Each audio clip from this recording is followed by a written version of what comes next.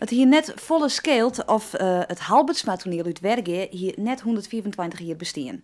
Lokkig gaat het bestuur van Jettiets de ruzies weer bijlijn en zodat nou een mooie anekdote is. Zo'n 1822 bestiet de toneelvereniging en dat werd Joert viert met een receptie en een jubileumboekje. En Joen volgt voor alle gasten de première van het stuk en dat is Op Hoop van Zegen, maar dan wel in het Friesk.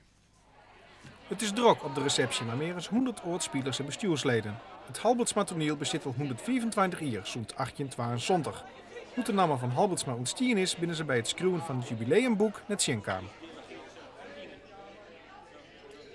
Wij denken zelf dat het komt omdat de gebroeders Halbertsma uit Grauw, die gaan hier ik wel omslaan. En dat moet eigenlijk de reden wezen waarom het weer Halbertsma heet. Wij weten het zelf niet eens.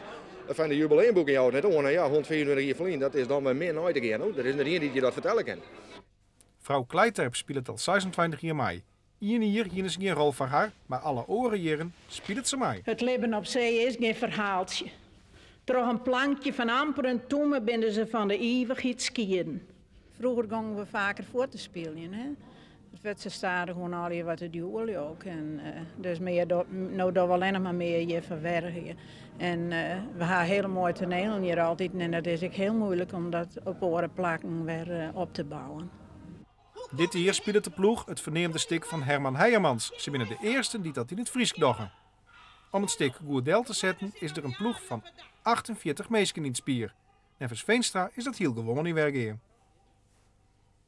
Maar het wordt hier altijd wel goed. Wij hebben nooit geen probleem om meewerking te krijgen om zulke supporten te zetten. Het spelen dat is soms nog wel eens wat minder, maar nee, meewerkers zijn er altijd. Ze zijn altijd wel van een feestje hier. Ja. En alle vaststellings van Op Hoop van Zegen binnen al uitverkocht.